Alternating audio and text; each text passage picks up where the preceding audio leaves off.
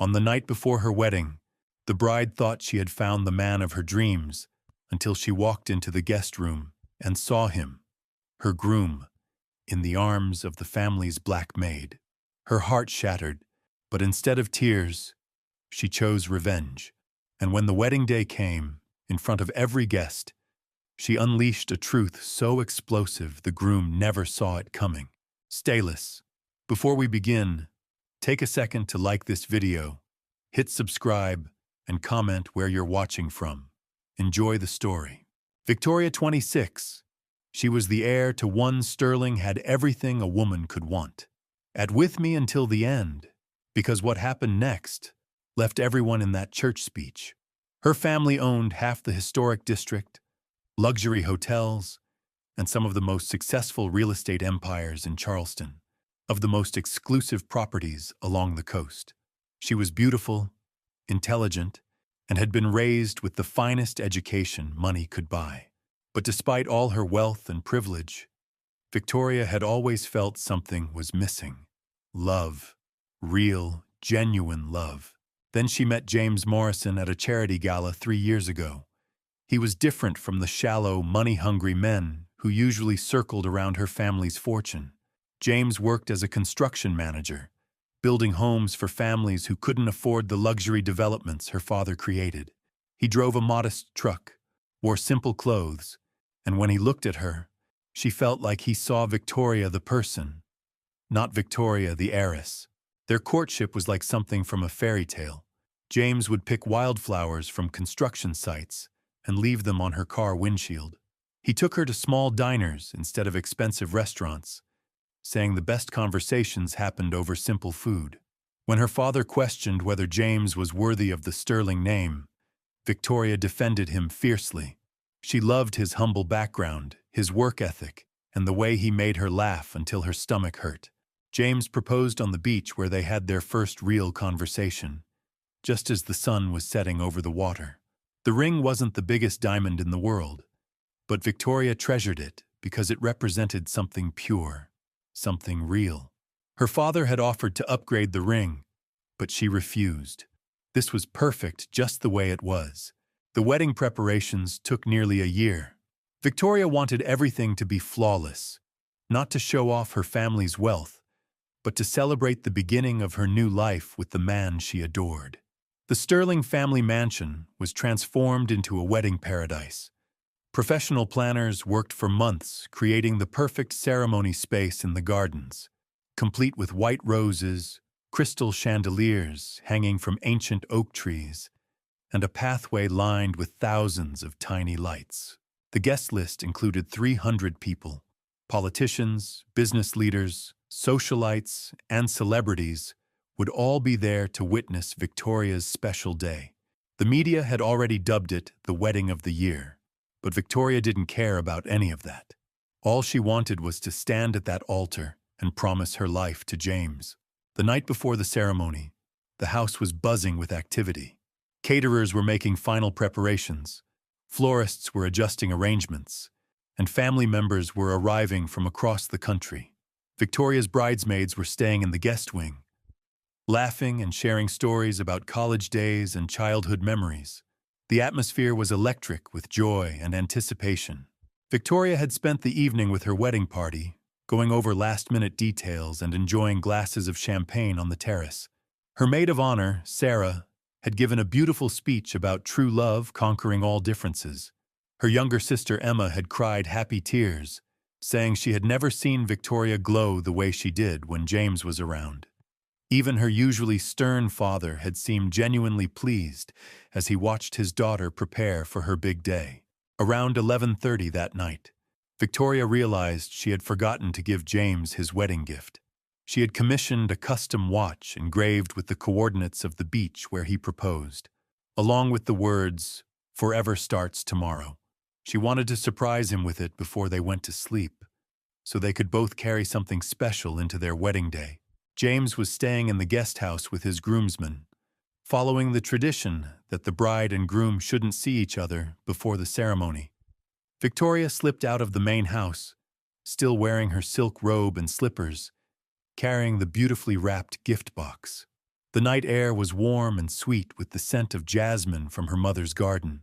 The guest house was quiet when she approached. Most of the groomsmen had probably gone to sleep, knowing they had an early morning ahead. Victoria could see a light still on in the main room where James was staying. She smiled, imagining how surprised and touched he would be by her midnight visit and thoughtful gift. She had her own key to the guest house, so she let herself in quietly, not wanting to wake anyone else. The hardwood floors creaked softly under her feet as she made her way through the small hallway toward James's room. She could hear voices inside, low and intimate. Victoria paused, not wanting to interrupt if James was on a phone call with family or having a last-minute conversation with one of his groomsmen about wedding day nerves. But as she got closer to the door, which was slightly ajar, the voices became clearer. One was definitely James, but the other voice was female, soft, familiar, with a slight southern accent that Victoria recognized immediately. It was Celeste, the family's housekeeper, who had worked for the Sterlings for nearly 8 years. Victoria's heart started beating faster. Why would Celeste be in James's room this late at night? Maybe she was bringing extra towels or checking that everything was prepared for tomorrow's early morning routine. But something about the tone of their voices made Victoria's stomach clench with uneasiness. They weren't talking about wedding preparations or household matters. She stepped closer to the door, her bare feet silent on the wooden floor. The gift box felt heavy in her hands as she strained to hear what was being said. Through the crack in the door, she could see into the room. James was sitting on the edge of the bed, but he wasn't alone. Celeste was there with him, and they weren't discussing tomorrow's schedule. Victoria's world tilted on its axis as she watched the woman she had known and trusted for years lean into the man she was supposed to marry in less than 12 hours. James's hands were in Celeste's hair, pulling her closer as they kissed with a passion that made Victoria feel sick to her stomach. But what she heard next was what truly shattered her heart into 1,000 pieces. James pulled back from the kiss and looked into Celeste's eyes with an expression Victoria had never seen before. Pure, genuine love. The kind of love she thought he felt for her. After tomorrow, everything changes, James whispered, his voice thick with emotion. Once I'm married to Victoria, we'll have access to everything. The properties, the bank accounts, the business connections. We can finally stop pretending and be together the way we've always wanted. Celeste smiled and traced her finger along his jaw. I know it's been hard, baby, but you've played your part perfectly. She has no idea that every sweet word, every romantic gesture, every moment of this whole relationship has been an act. You deserve an award for the performance you've given. Victoria felt like someone had poured ice water into her veins. The gift box slipped from her numb fingers and hit the floor with a soft thud. Both James and Celeste looked toward the door, but Victoria had already stepped back into the shadows of the hallway. Her mind was reeling as she processed what she had just witnessed. 3 years of her life. 3 years of believing partner. Her future. All of it had been a lie. James, she had found her soulmate. Her didn't love her. He never had. This whole relationship, from their first meeting to this moment, had been an elaborate con designed to get his hands on her family's fortune. And Celeste, sweet Celeste, who had helped Victoria plan this wedding, who had listened to her excitement about married life, who had been in the Sterling house for years, watching and waiting and plotting. The betrayal cut deeper than any knife could have. Victoria stood frozen in that hallway for what felt like hours, but was probably only minutes. She could hear them continuing their conversation, making plans for after the wedding, discussing how long James would need to stay married to her before he could file for divorce and take half of everything she owned. They talked about their future like Victoria was already dead. James laughed softly as he described how he would play the grieving widower if something tragic happened to her after they got married. Celeste giggled and said she had already researched which states had the most favorable divorce laws for splitting assets. Victoria's hands shook as she pressed herself against the wall, listening to every poisonous word, but then something shifted inside her chest. The crushing pain began to transform into something else entirely, something cold and calculating and powerful. She thought about her father, who had built the Sterling Empire from nothing. He had taught her that in business, you never show your hand until you're ready to win everything. She thought about her grandmother, who had survived the Great Depression by being smarter and tougher than everyone who underestimated her. Victoria Sterling was not going to be anyone's victim. Quietly, she turned and walked back through the guest house, her mind already working on a plan. She had less than 12 hours before the ceremony, but 12 hours was more than enough time to destroy 2 lives that had tried to destroy hers. Back in her room, Victoria sat at her antique writing desk and opened her laptop. She had resources most people could only dream of: private investigators, lawyers, accountants, and connections in every major industry. If James and Celeste thought they could outsmart a Sterling, they were about to learn exactly how wrong they were. Her first call was to Marcus Webb, the family's head of security and private investigation services. Marcus had worked for her father for 15 years and had handled everything from corporate espionage to background checks on potential business partners. He answered on the second ring, despite the late hour. "Miss Victoria, is everything all right?" "Ciao, Marcus. I need you to dig up everything you can find on James Morrison and Celeste Washington. I mean everything. Financial records, employment history, criminal background, family connections, social media activity, phone records if you can get them legally. I need it all by 8 in the morning. Chammer." There was a pause on the other end of the line. Marcus had been doing this job long enough to read between the lines. "Should I ask what this is about? Let's just say I've discovered some information that requires immediate investigation. Can you handle this on such short notice?" "Consider it done. I'll have a full report to you before breakfast." Victoria's next call was to her family's attorney, Richard Blackwood. Richard had been the Sterling family lawyer for over 20 years and had seen every kind of legal situation imaginable. He was known for being ruthless in protecting his clients' interests. "Victoria, honey, it's almost midnight. Shouldn't you be getting your beauty sleep before the big day?" "Richard, I need you to prepare some documents for me, quietly. I want a prenuptial agreement drawn up immediately, but I want it structured in a very specific way." She outlined exactly what she wanted. The prenup would protect every cent of her family's money, but more importantly, it would include clauses about fraud, deception, and infidelity that would not only void any claims James might have to Sterling assets, but would also open him up to criminal charges. "This is quite unusual, Victoria. Most couples sign prenups weeks or months before the wedding. Presenting this tomorrow morning is going to raise some serious questions." That's exactly what I'm counting on, Richard.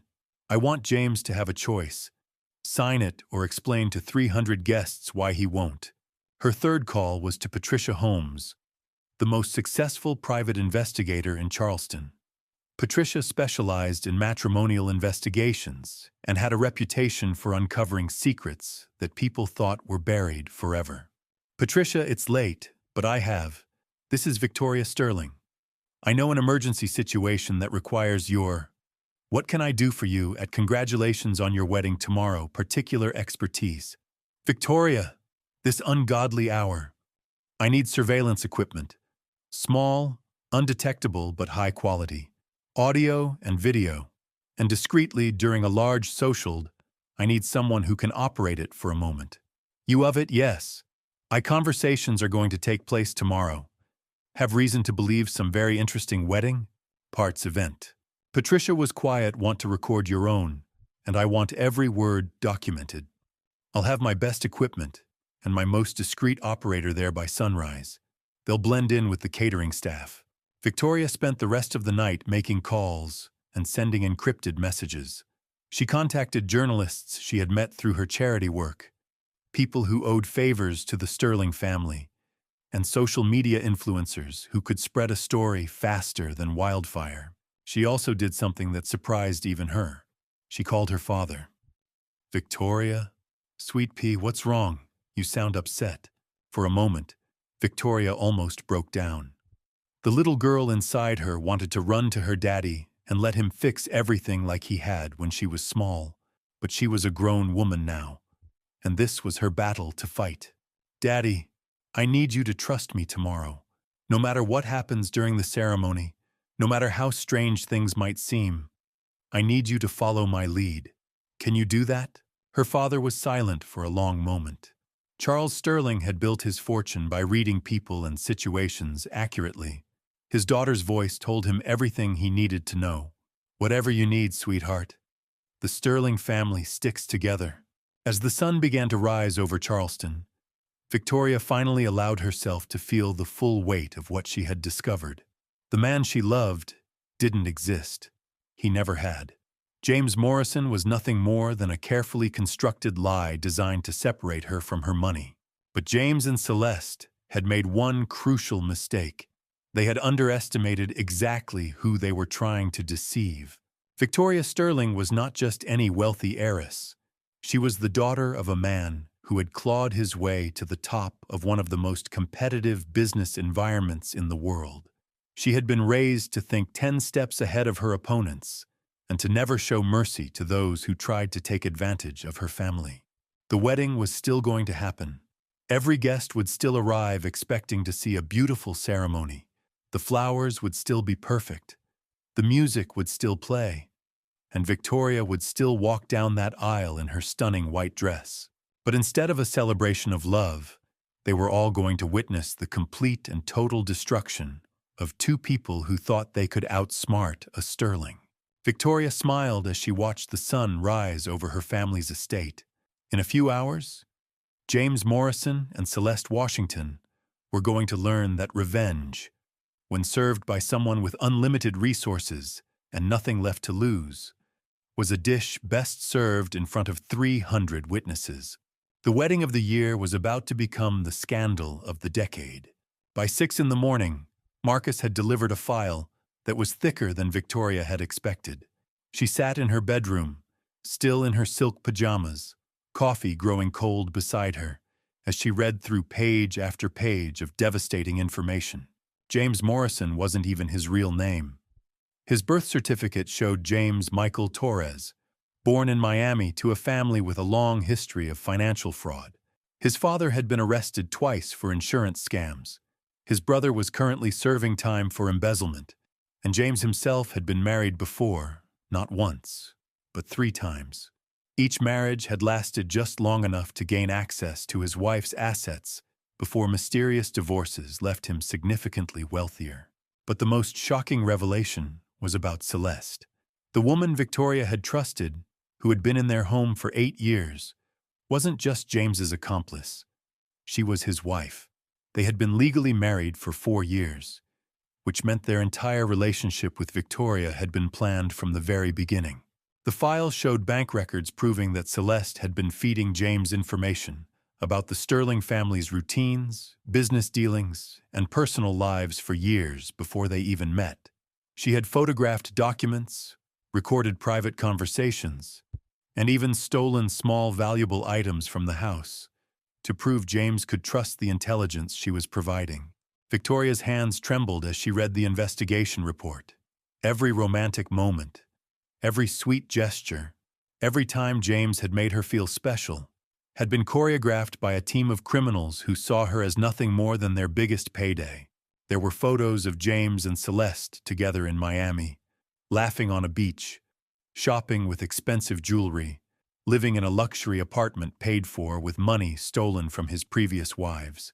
The file even included transcripts of phone calls where they discussed Victoria's daily schedule, her emotional vulnerabilities, and the best strategies for making her fall in love quickly. But Marcus had saved the most damaging information for last. James and Celeste weren't just planning to rob Victoria and disappear.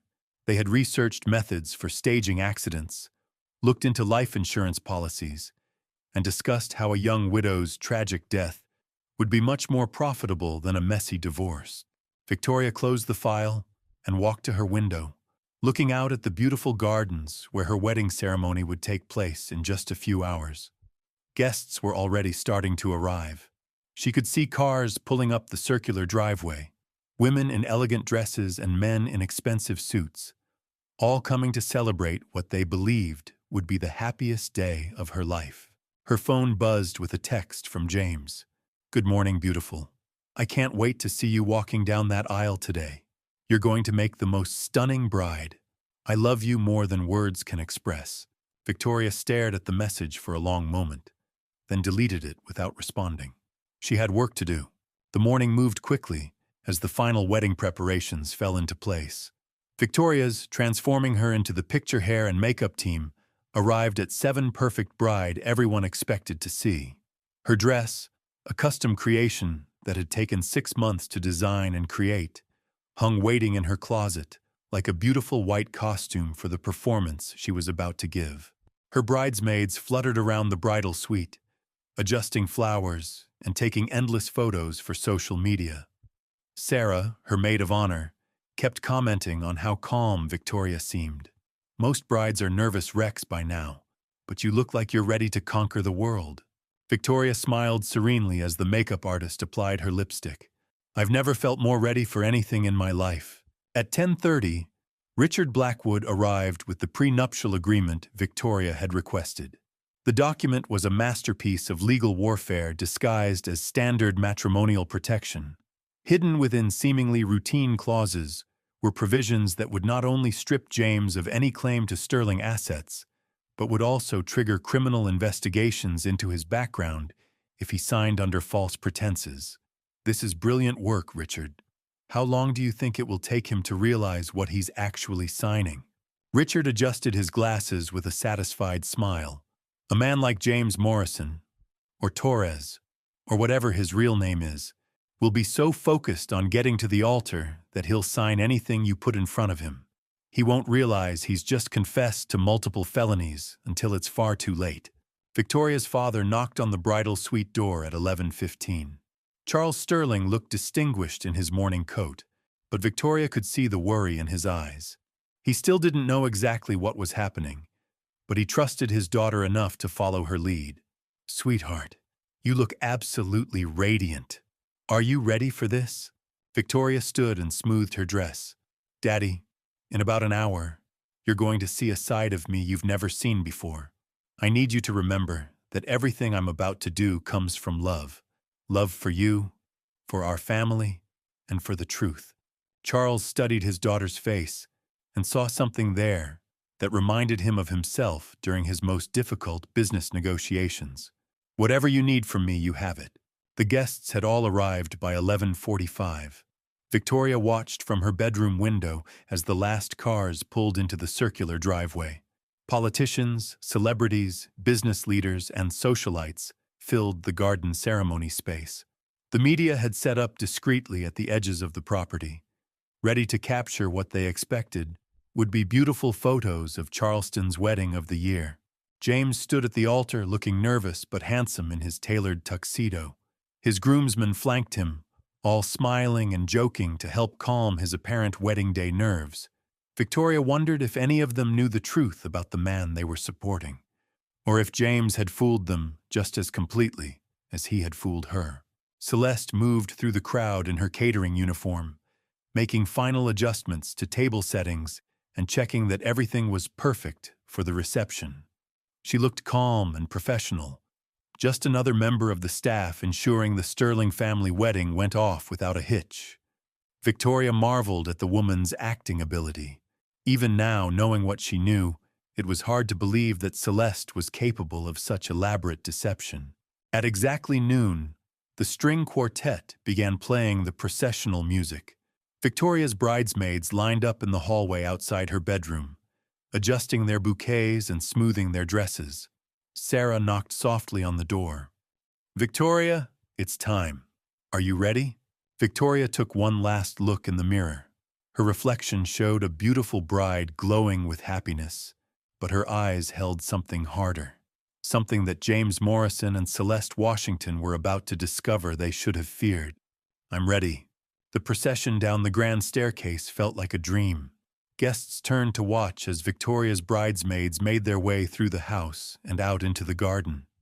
Victoria could hear the soft murmur of appreciation from the crowd as they saw the stunning ceremony space, the perfect flowers, the elegant decorations that had taken months to plan. But none of them knew they were about to witness something completely different from what they expected. Victoria's father offered her his arm at the top of the garden aisle. The music swelled as 300 guests rose to their feet, all eyes turning toward the radiant bride. James stood at the altar, his face lighting up with what appeared to be pure joy and love as he watched his bride approach. Victoria began walking down the aisle, her steps steady and sure. She looked straight ahead at James, her expression serene and beautiful. To everyone watching, she looked like a woman walking toward her destiny, toward the man who would complete her life's happiness. But as she walked, Victoria was mentally reviewing her plan one final time. Patricia's surveillance team was already in position, recording everything. The prenuptial agreement was waiting at the altar. The media contacts she had alerted were ready to spread the story worldwide within minutes of her revelation. Most importantly, Marcus had one final surprise waiting, evidence that would not only expose James and Celeste's crimes against her, but would also provide justice for the 3 women who had been their previous victims. Victoria reached the altar and looked into James's eyes. For just a moment, she allowed herself to remember the woman she had been yesterday morning. The woman who believed she was about to marry her soulmate, who trusted completely, who loved without reservation.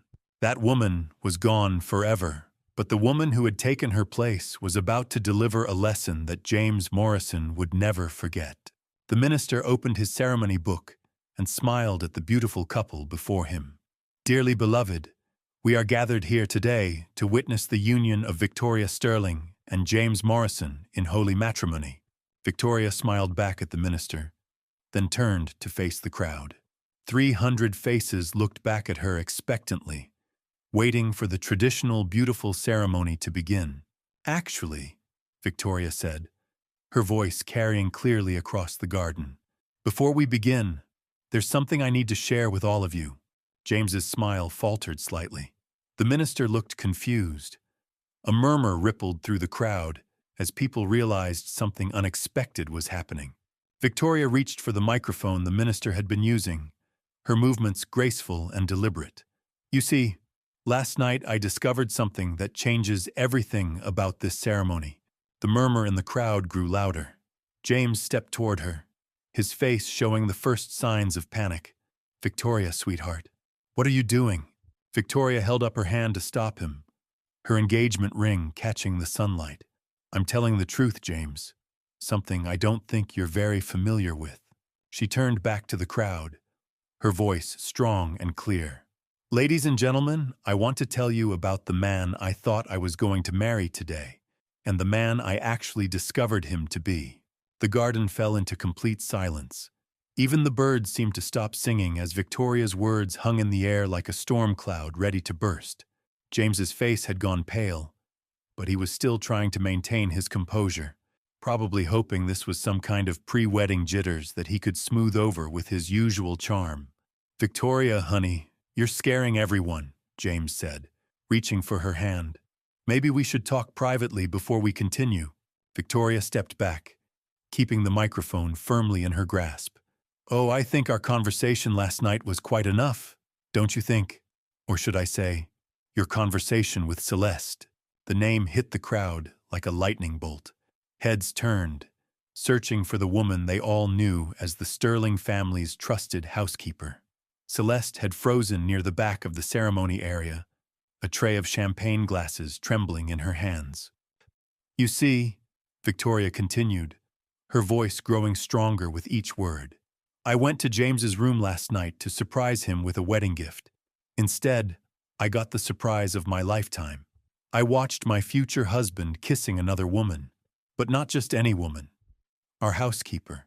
The same woman who helped me plan this wedding, who listened to me gush about my love for James, who has been in our home for 8 years.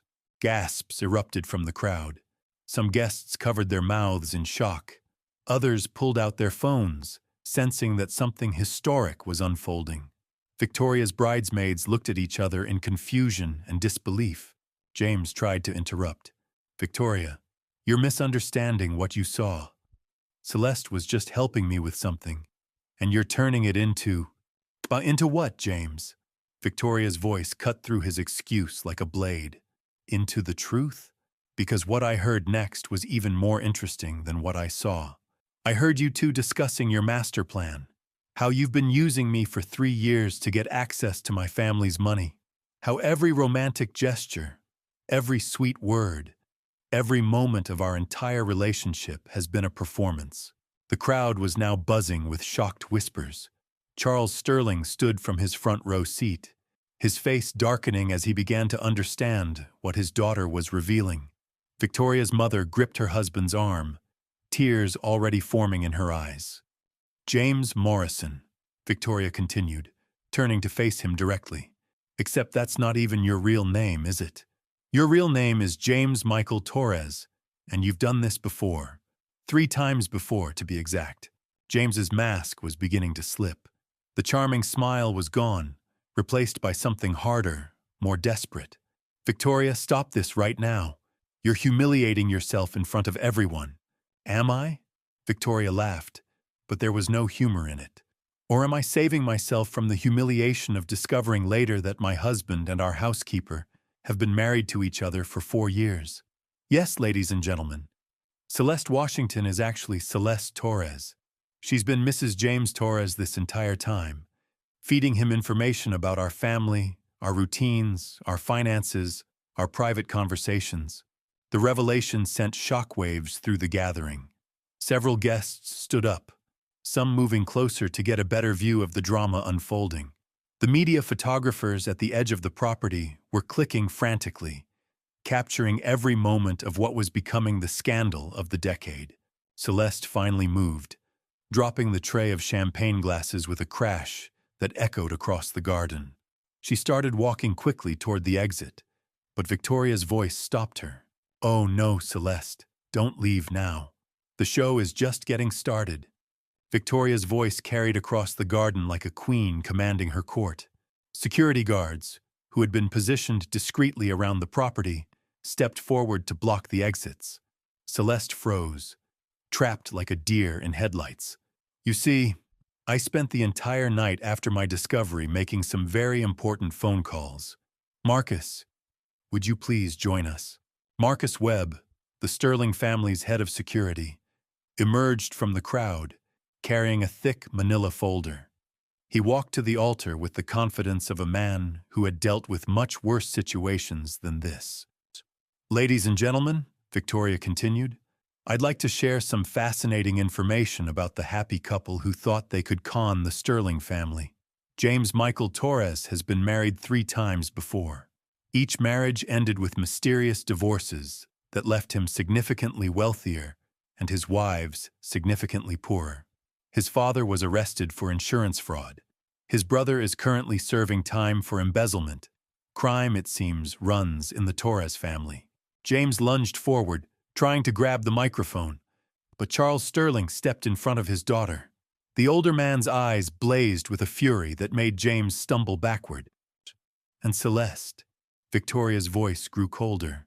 Sweet Celeste, who I trusted with our family's most private moments, has been photographing our documents, recording our conversations, and stealing from our home for years, all to help her husband plan the perfect con. Victoria reached into her bouquet and pulled out a small device. Patricia Holmes, Charleston's finest private investigator, equipped me with some very interesting technology this morning. Every word of this conversation is being recorded and will be turned over to the authorities within the hour. The crowd was now in complete chaos. Some guests were filming everything on their phones. Others were calling friends to tell them about the scandal they were witnessing. The media had moved closer, capturing every moment of what would become front-page news across the country.